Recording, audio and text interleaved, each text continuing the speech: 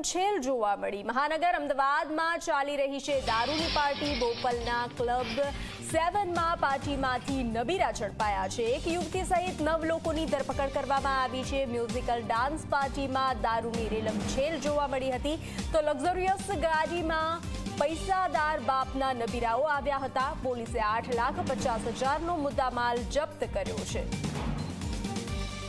તો દારૂની રેલમછેલ જોવા મળી છે। દારૂબંધીવાળા ગુજરાતમાં દારૂની રેલમછેલના દ્રશ્યો સામે આવ્યા હતા। મહાનગર અમદાવાદમાં દારૂ પાર્ટી ચાલી રહી હતી તો બોપલના ક્લબો 7માં પાર્કિંગમાંથી નબીરાઓ ઝડપાયા હતા। એક યુવતી સહિત 9 લોકોની ધરપકડ કરવામાં આવી છે। મ્યુઝિકલ ડાન્સ પાર્ટીમાં દારૂની રેલમછેલ જોવા મળી। લક્ઝરિયસ ગાડીમાં પૈસાદાર બાપના નબીરાઓ આવ્યા હતા। પોલીસે 8,50,000નો મુદ્દામાલ જપ્ત કરી આગળની કાર્યવાહી હાથ ધરી છે। ખાનગી બાતમીના રાહે જાણવા મળેલ કે ક્લબો 7ના ફોરમ હોલ ખાતે 12:30 પશ્ચાત એક ટેકનો પાર્ટીનું આયોજન ચાલી રહ્યું છે।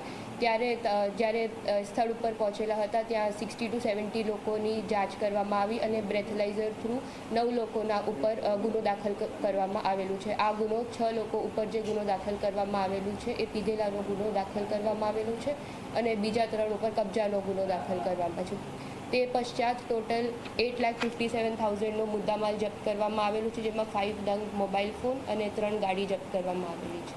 સાથે સાથે જે આયોજક હતા ટેકનો પાર્ટીનું તથા જે ક્લબના સંચાલક છે અને ઓનર છે તમામની પૂછપરછ બી કરવામાં આવે છે।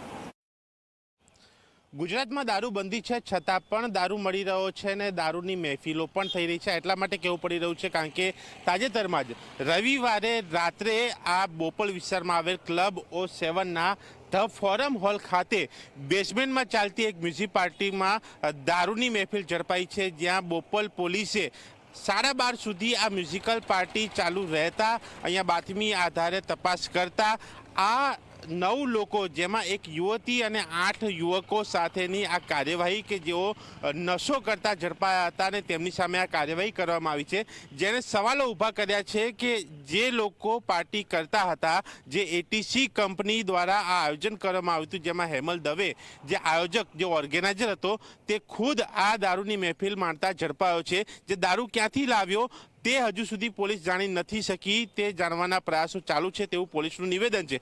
પરંતુ અહીંયા સવાલ એ છે કે જ્યારે પણ દારૂની પાર્ટી થાય છે લોકો ઝડપાય છે પરંતુ દારૂ વેચનારા લોકો નથી ઝડપાતા અને સાથે જે પ્રકારે ક્લબ O7માં આ પાર્ટી ઝડપાઈ છે તે ક્લબ O7ની અંદર કારની લોકોની તપાસ સહી હતી કે કેમ, અને જો તપાસ સહી હોય તો શા માટે આ દારૂ અંદર પહોંચ્યો બેઝમેન્ટ સુધી, તે પણ અહીંયા એક પ્રશ્ન ઊભો થયો છે। જેના કારણે સવાલ એ થાય છે કે જો આ બાબતનો ખ્યાલ હતી, જાણ હતી તો આ સમગ્ર ઘટનાની અંદર ક્લબ O7ના લોકો પણ સંડોવાયેલા હોઈ શકે છે। તેઓની સામે કેમ પોલીસે કાર્યવાહી ન કરી, આ પણ એક પ્રશ્ન છે। ત્યારે જોવાનું એ રહે છે કે આ સમગ્ર ઘટનાની અંદર પોલીસ શું કાર્યવાહી કરે છે અને આ દારૂ વેચનારાઓ ક્યારે ઝડપાય છે અને સાથે ક્લબ O7ના લોકોની સંડોવણી હોય તો તેમની સામે શું અને ક્યારે કાર્યવાહી થાય છે। કેમેરામેન તુષાર શાહ સાથે દર્શલ રાવલ, ઝી મીડિયા, અમદાવાદ।